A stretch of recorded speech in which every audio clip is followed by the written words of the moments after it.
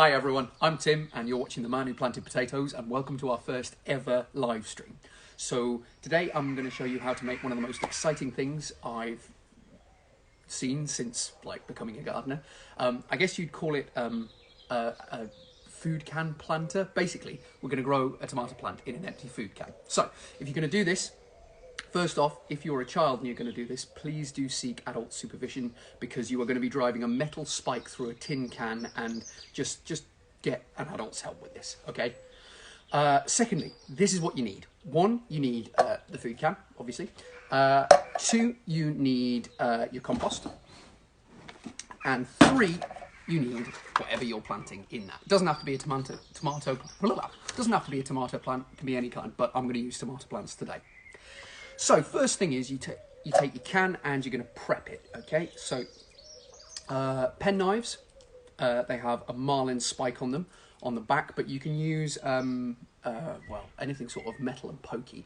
One thing I will say is whatever you're going to use, probably you can't use it for much else. So don't start getting out your favourite kitchen knife and poking a hole in the bottom of the can. Just don't do it. Yeah, find something else you can use. And you're going to take the can, you can take the spike, you're going to place the spike into the sort of centre point of the bottom of the can, and you're just going to start twisting. Doesn't need loads and loads of pressure. You're not going to do it in one big push. You just gently sort of twist. Okay. And eventually the tin will give and you will create a hole, and you'll hear this slightly horrible metallic screeching sound. Yeah, not nice, is it?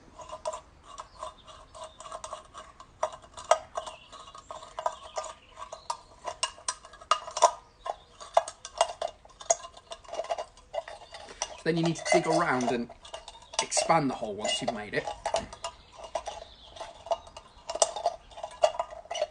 Great, perfect. Now if I show you here, yep, that is to allow any excess water to drain out of the bottom of the plant so that the plant doesn't become waterlogged. All plant pots have a hole in the bottom of them.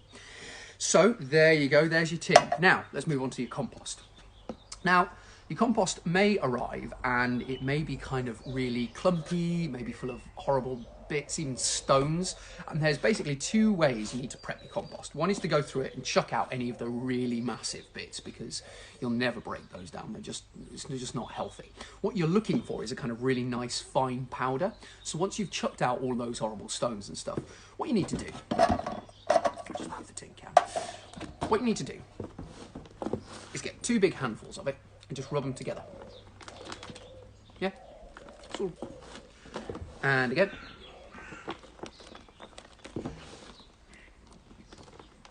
Now, I've kind of prepped this in advance, so it's already looking pretty good. But, you know, the more you do this, the better it'll be, I promise. Okay. Great. You're really looking for this kind of like fine powdery consistency. If I just show you here, like, yeah. Fantastic. So everything is kind of prepped now. So all you need to do is actually plant your plant. So get your trowel or your scoop or whatever you're using. You get a shovel full of compost. Pop it in the bottom.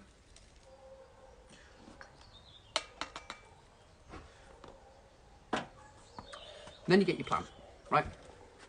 So if you're using these kind of traditional seed pods, then you just put a couple of fingers underneath the plant and you push it up like that and it'll come out. If you're using kind of different ones, egg containers or yogurt pots or whatever, it might be a bit more of a struggle, but it should be fine. Then all you do is pop it in there like that, gently press down, just two fingers. Now, if you haven't quite got it right and it's kind of not at exactly the right level in the tin, then it's not a problem, don't worry. Okay, and then you just put a scoop of compost over the top. Compost will go everywhere. This is a messy practice, I'm afraid. There's nothing pretty about gardening. Okay, you can use your hands as well.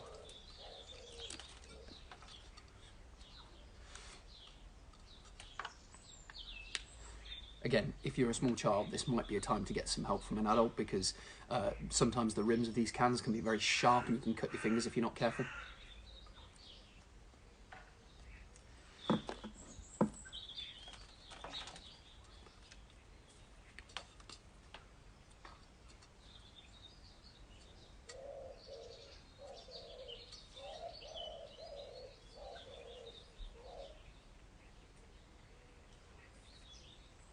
And there you go. That is an old El Paso tomato planter. Yeah, so if you get compost or muck on your tin can, don't worry at all, because as you water it, that'll all kind of come off. And what else is worth saying? Oh, yes, this is an important thing worth saying. So you can see here, I've used one of these with a tag that allows you to pull the lid off the tin. And I would say those are probably the best ones to start with. Even if you pull the lid all the way off, I like to keep them on because I think it looks cool, but even if you pull them all the way off, why? Because you see here on this Morrison's chopped tomato tin that I've made a bit of a dog's dinner out of. You can see all the way around here are sharp spikes on the inside of the tin. And that's... yeah, you don't really want that. That's a recipe for disaster. You're just going to cut your hands, and why would you do that to yourself? That's going to take quite a lot of work, that one. So yeah, I would say always start with these ones with the little tag on them. Yeah. Sometimes it just needs a little bit more soil to firm things up. You'll find when you squidge the soil down that it has a little bit more give. Okay.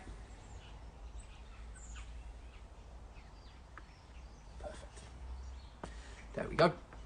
Then you just need to water it. Now you can use, I would say a watering can's a bit too harsh for these, so you can use spray bottles or drippers or anything like that. I'm just using a water bottle here. You just see.